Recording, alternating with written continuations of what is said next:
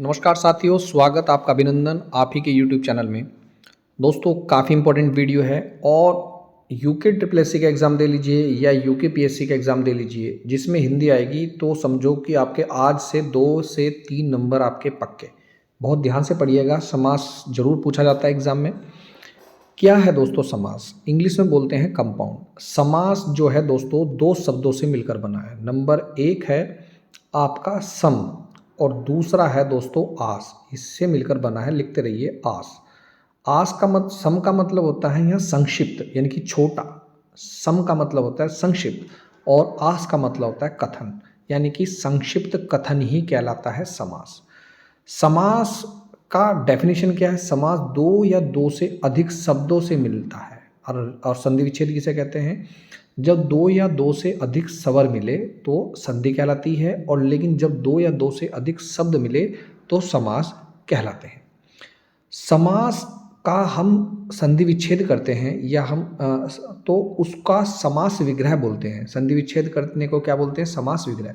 यानी कि समस्त पद के सभी पदों को अलग अलग किए जाने की प्रक्रिया समास विग्रह या व्यास कहलाती है। व्यास का मतलब यही होता है, जैसे हम संधि की संधि विच्छेद करते हैं ना, अलग अलग करते हैं, तो समास में उसको क्या बोलते हैं? समास विग्रह या व्यास बोलते हैं। एक एग्जाम्पल दे देता हूँ, जैसे नील कमल है तो नीला है कमल, नीला है जो कमल।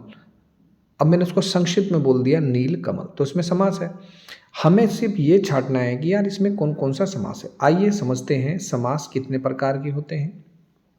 अगर आपसे पूछे एग्जामिनर कि सर समास कितने प्रकार के होते हैं, तो लिख लीजिए समास होते हैं 6 प्रकार के। समास कितने प्रकार के होते हैं दोस्तों?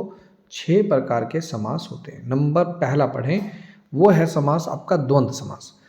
अब जिस समाज में इसकी डेफिनेशन भी एग्जाम में पूछी जाती है और इसके एग्जाम्पल आज से ही आप इतने अच्छे करा दूंगा कि आप बस क्वेश्चन देखेंगे तुरंत बता देंगे इसमें कौन सा समास है। देखिए, जिस समास में दोनों पद प्रधान हो, दोनों हेड हों और उनके मध्य क्या तो और छिपा हुआ होगा या अथवा छिपा होगा या छिपा होगा।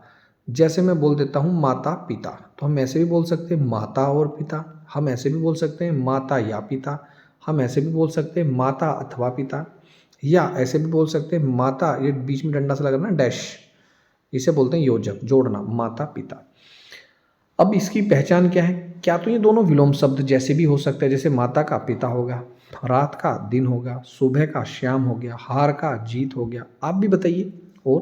और दोनों समान होंगे, ना तो माता छोटी है ना पिता छोटे हैं, ना माता बड़ी है ना पिता बड़े हैं, तो दोनों पद क्या हो रहे हैं? बराबर के हो रहे हैं, बराबर के हो रहे हैं या प्रधान हो रहे हैं, दोनों हेड हो रहे हैं, तो वही समासिक पद कहलाता है। देखिए और एग्जाम्पल क्या है? राजा और प्रजा, आ रहा है ना, राजा डैश प्रजा, नर और नारी, मोल और तोल, उतार या चढ़ाव। लिखते रहें फटाफट, धीरे धीरे बोल रहा हूँ, ध्यान से सुनिए। पाप और पुण्य, सुख और दुख, गुण और दोष, ऊंच या नीच, आगे और पीछे, नाक कान, ऐसे भी आ सकता है, नाक कान भी आ सकता है, नाक और कान भी आ सकता है, भला बुरा या भला या बुरा। तो आई थिंक समझ गए होंगे, इसमें विलोम शब्द भी हो सकते हैं। रात का दिन, सुबह का शाम, कल का आज कल, ये भी हो सकता है। गुण का दोष, ऊपर नीचे आगे पीछे, ठीक है, ये भी हो सकता है। राधा और कृष्ण, खरा खोटा, नर और नारी, तो विलोम शब्द भी हो सकते हैं, लेकिन दोनों हेड होंगे। लेकिन इनकी पहचान क्या है? ध्यान से समझिए, उनके बीच मध्य अथवा और या का लोप छिपा हुआ होगा निश्चित रूप से। नेक्स्ट है दोस्तों दीर्घ समास। जिस समास में पहला पद संख्या हो और संपूर्ण पद किसी समूह का बोध कराए, मतलब एक पूरे यूनिट का बोध कराए। जैसे बोलता हूँ मैं त्रिभुज, तो त्रिभुज क्या है? 3 भुजाएं हैं जिसकी, 3 भुजाएं हैं जिसकी, तो 3 शब्द आ रहा ना, ये बस यही है त्रिभुज, तो आगे ना संख्यावाची। चौराहा, 4 राहें हैं जिसके, 4 हैं रास्ते जिसके, तो समझ गए होंगे चौराहा। सप्ताह, 7, सप्ताह का मतलब समझ रहे दोस्तों, 7 दिनों का समूह, तो 7 आ गया। नवग्रह, 9 है ग्रह जिसके, त्रिलोक है, 3 है लोक, छमाई है, 6 शब्द आ रहा। यानी कि दोस्तों जिस शब्द के शुरू में संख्या हो वो दीर्घ समास कहलाता है। और एग्जाम्पल सुनिए, जितने एग्जाम्पल याद करेंगे उतना अच्छा। नंबर 1 सप्त सिंधु, तो समझ जाइए 7 सिंधुओं का समूह। दोपहर, 2 पहरों का समूह। तीसरा, त्रिलोक तीनों लोकों का समाहार। चौराहा चार राहों का समूह। नवरात्र नौ रात्रियों का समूह। सप्तऋषि सात ऋषियों का समूह। समझ में आ रहा है? पंचमढ़ी पांच मढ़ियों का समूह। सप्ताह सात दिनों का समूह। त्रिकोण तीन कोणों का समूह।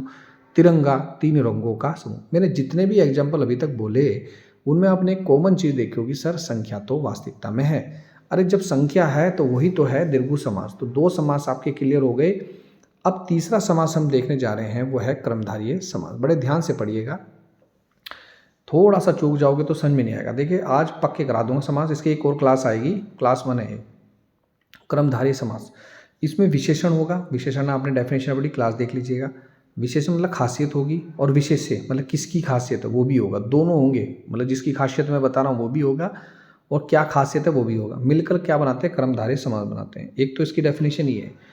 एक डेफिनेशन आप लिख सकते हैं, जिस समस्त पद का, डेफिनेशन लिखिए, जिस समस्त पद का उत्तर पद प्रधान हो, उत्तर पद प्रधान हो तथा पूर्व पद व उत्तर पद में उपमान उपमेय अथवा विशेषण विशेष्य का संबंध हो, क्या कहलाता है? कर्मधारय समास कहलाता है। मतलब सर समझ में नहीं आया? देखिए समझ में अब आएगा आपके। पहला एग्जाम्पल है, इसमें छोड़िए, पहला एग्जाम्पल मैं आपको बोल रहा हूँ। अगर मैं लिखूँ चरण कमल, क्या लिखता हूँ? चरण कमल, ठीक है। अब चरण कमल को मैं डिकोड करता हूँ, तोड़ देता हूँ उसको। कमल के समान है चरण। अब खासियत होगी, चरण भी कैसे हैं, पैर भी कैसे हैं कि वो कमल के समान है। तो हो गया कौन सा? अच्छा इसकी खासियत है, इसकी पहचान है, मैं आपको बता दूँ। क्या तो इसमें जो शब्द आएगा, जो, या इसमें के समान आएगा, के समान, तो समझ जाओ कि भैया कौन सा समास हो गया? कर्मधारय समास हो गया। अब देखिए और एग्जाम्पल, मैंने बोला प्राण प्रिय।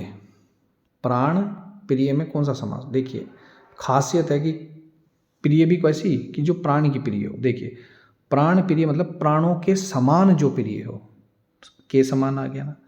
मर्ग नयन, मर्ग के समान आपके नयन हो, मर्ग के समान नयन। तो अब मैं बोलता हूँ, सपोज करो लाल मणि, लाल है जो मणि, जो शब्द आएगा। मैंने बोला ना के समान आएगा या जो शब्द आएगा, समझ जाओ आंख मीच के कर्मधारय समास है। कुछ एग्जाम्पल आप भी लिख सकते हैं, कुछ एग्जाम्पल लिखिए।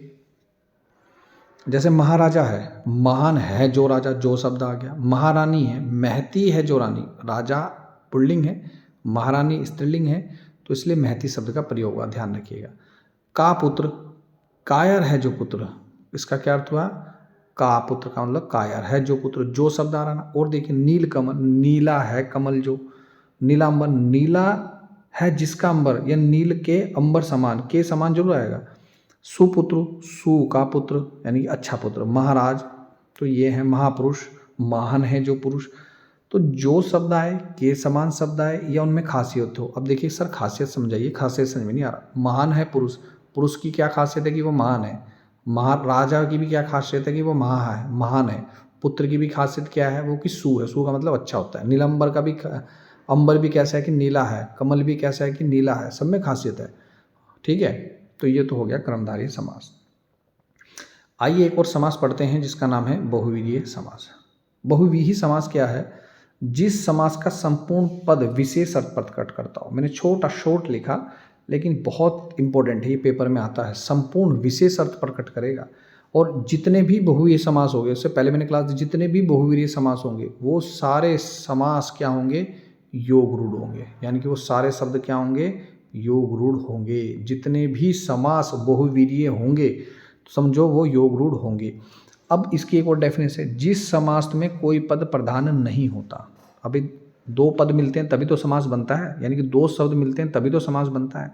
किताब वाला कहना चाह रहा है, हम बताना चाह रहे हैं कि कोई दो शब्द आपस में मिले और दोनों ही पद प्रधान ना हो, दोनों ही हेड ना हो, वही समास कहलाता है। कौन सा? बहुव्रीहि समास। अब सर कौन सा समझ में नहीं आया? अब देखिए चंद्रशेखर, क्या एग्जाम्पल दिया मैंने? चंद्रशेखर, जिसके मस्तक पर चंद्रमा है, एक विशेष अर्थ प्रकट कर रहा है एकदम। चंद्रशेखर मतलब दिमाग में आएगा, अरे यार शिव जी। शूलपाणि यानी कि त्रिशूल को धारण करने वाला कौन है? शिव जी है। नीलकंठ, अरे नीला है कंठ जिसका, जिसका शिव जी है। वीणा पाणी, वीणा है, वीणा पाणी, पाणी मतलब धारण करे हुए, वीणा को धारण करने वाले समझ में आ रहा है आपके? तो वीणा पाणी मतलब कौन है? सरस्वती माँ है। चतुरानन, अरे 4 है मुख जिसके, कौन है? ब्रह्मा जी। पीताम्बर है, पीले वस्त्र है जिसके, विष्णु भगवान है। गजानन है, हाथी के जैसा मुँह। देखो जितना भी मैं शब्द बोल रहा हूँ, मैंने लंबोदर बोला एकदम गणेश जी दिमाग में आया। मैंने नवरत्न बोला तो एकदम अकबर के नवरत्न याद आए। अष्टछाप बोला एकदम शिव जी के अष्टछाप क्या है। नवरात्र बोले, नवरात्र भी खास पर्टिकुलर यूज होते हैं। पंचवटी, 5 वाटिकाएं हरिद्वार में। तो ये सब खासियत है, क्या लेना, जिस समास का संपूर्ण पद कोई एक विशेष अर्थ प्रकट करता हो। अब तीसरा है अव्यय समास। तीसरा कौन सा समास है? अव्यय समास या अवयवी भाव समास। ध्यान से समझिएगा। जिस समास का पहला पद तो हो अव्यय, अव्यय का मतलब जो घुलता ना हो, जो मिलता ना हो, जो एक जैसा रहेगा, सभी के लिए रहेगा। और दूसरा पद क्या हो? प्रधान हो, जो उसे विशेषता प्रदान करेगा। जैसे मैंने बोला हर पल, तो हर पल बोल सकता हूँ, हर समय बोल सकता हूँ, हर दिन बोल सकता हूँ, हर सेकंड बोल सकता हूँ, हर सुबह बोल सकता हूँ, हर शाम बोल सकता हूँ। लेकिन हर तो क्या रहा? सेम रहा, जो घुलता नहीं, जो चेंज नहीं होता, हर सेम रहा। जैसे मैंने प्रतिदिन बोला तो प्रतिदिन बोल सकता हूँ, प्रति वर्ष बोल सकता हूँ, प्रति मास बोल सकता हूँ, प्रत्येक वर्ष बोल सकता हूँ। चेंज तो नहीं हुआ ना प्रति। अब जैसे भरपूर है तो भर बोल दिया, भर पेट बोल दिया, भरसक बोल दिया। तो ये हो गए कौन से समास? ये हो गया आपके अव्यय समास। अब इनकी पहचान क्या है सर अव्यय समास की? देखिए इनकी पहचान ये है, जिस शब्द के शुरू में अगर ये हो तो समझ जाओ आंख मीच के क्या होंगे वो अव्यय भाव। लिखिए, जिस समास के शब्द में शुरू में नंबर 1 आ अगर मिल जाए, किसी शब्द के शुरू में आ मिल जाए, जैसे आजीवन, ये लिख रखा आजीवन। जिस समास के शुरू में अगर ये हो आ, प्रति, लिखते रहें आराम आराम से, प्रति, भर, भर लिख रहे हैं, और लिखिए यथा, जैसे यथा, भरसक, और यावत, किसी भी शब्द के शुरू में ये होंगे, यावत, हर, जैसे हर वाले तो एग्जांपल मैंने दे दिया आपको, हर आदि, बस इतने हो तो समझ जाओ वहाँ पर कौन सा होगा? अव्ययी समास होगा। इसका मैं टेस्ट भी लूंगा दोस्तों, ध्यान रखिए आप लोगों का, इसलिए पक्के कर लीजिए। 3 समास पक्के हो गए। फिर बोल रहा हूँ, जिस समास में विलोम शब्द जैसे हो, जैसे सुख दुख, रात दिन, हार जीत, ठीक है, तो वो तो हो गया भैया कौन सा समास? द्वंद्व समास में। दूसरा समास मैंने बोला बहुवीर्य समास, यानी कि जिसमें हम बोलते हैं तो एक विशेष अर्थ प्रकट होता है। अब तीसरा समास बोला मैंने अवयवी समास, जिस शब्द के शुरू में आ हो, अनु हो, यथा हो, यावत हो, हर हो, भर हो, प्रति हो, तो वो होगा कौन सा समास? यही समास होगा। अब एक और समास बचता है आपका तत्पुरुष समास। जिस समास में कर्ता और संबोधन कारक को छोड़कर किसी अन्य कारक के बीच लुप्त हो, वो तत्पुरुष समास कहलाता है। जैसे कि पेपर में आ गया, राम ने नाश्ता किया, में ने क्या है? अरे भाई यही भी तो समास है, कौन सा से है? ने। कौन सा समास हो? कर्ता कारक हो गया, यानी कि तत्पुरुष समास हो गया। अब कर्ता ने कर्म को करण से, ये याद कर लेना, लेकिन कभी कभी एग्जाम्पल भी आ जाते हैं इस टाइप के। राम ने नाश्ता किया, शरणागत में कौन सा समास? शरणागत, शरण को आया हुआ, को शब्द आ गया तो कर्म, यानी कि तत्पुरुष है, तो सारे तत्पुरुष समास, लेकिन कारक भी पूछ लेते हैं। हाथ द्वारा लिखित या रोग से पीड़ित, देखिए 2 तरीके से होते हैं। एक जो जिसमें कोई चीज़ मिलती है, जैसे हाथ द्वारा लिखित, हाथ से लिखित, रोग से पीड़ित, रोग से पीड़ित, एक तो ये वाला से है, एक दूसरे वाला भी से भी मैं बताऊंगा।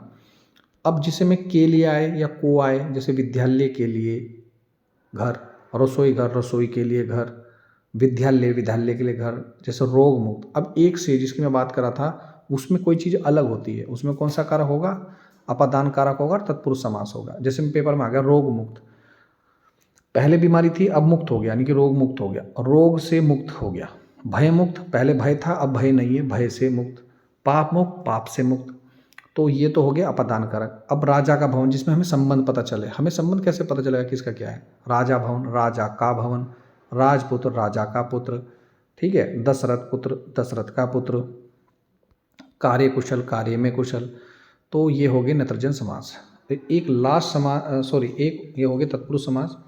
अभी नेक्स्ट क्लास में एग्जाम्पल दे के मैं और इसकी 2 क्लास चलाऊंगा, तो एक हो रहा है ये समास। एक लास्ट समास आपका बचता है, वो है नत्र समास। जिस समास के अर्थ में ए आए, खाली ए, आनी, अगर आ आएगा तो फिर तो वो अव्ययभाव समास हो जाएगा। मैं तो सिर्फ क्या की बात कर रहा हूँ? ए की। जिस समास के शुरू में ए आए या अन आए या न आए, यानी कि किसी काम को मनाओ, उसे ही बोलते हैं नत्र समास। जैसे शुद्ध का मैंने बना दिया अशुद्ध, ए आया। बोध का बना दिया मैंने, ए अबोध बना दिया। अमर का क्या बना दिया? मर का क्या बना दिया? अमर। अगोचर का क्या बना दिया, अ बना दिया। पवित्र का क्या बना दिया, अपवित्र बना दिया। तो भैया ये हो गए नत्र समास। और सुनिए, पसंद का क्या बना दूँ, नापसंद, ना आ गया। इष्ट का बना दिया अनिष्ट, ठीक है। वाजिब का बना दिया गैर वाजिब। तो जिस समास के शुरू में, ये लिख लीजिएगा, नोट कर लीजिएगा, कुछ छोटा हुआ भी है, ए आ जाए, अन आ जाए, ठीक है, ना शब्द आ जाए, गैर शब्द आ जाए, तो समझ जाओ आँख मीची, बस ये 4, तो समझ जाओ नत्र समास होगा। ये समास पूरा कंप्लीट हो गया। नेक्स्ट क्लास जो समास की ही होगी, जिसमें आपको एग्जाम्पल के द्वारा बताया जाएगा कि किस समास में कौन कौन सा समास होता है और क्यों होता है। ठीक है, आई थिंक समझ में आ गया हो गया। दोबारा से देख लेना, वीडियो देखना दोस्तों। धन्यवाद। जय हिंद, जय उत्तराखंड।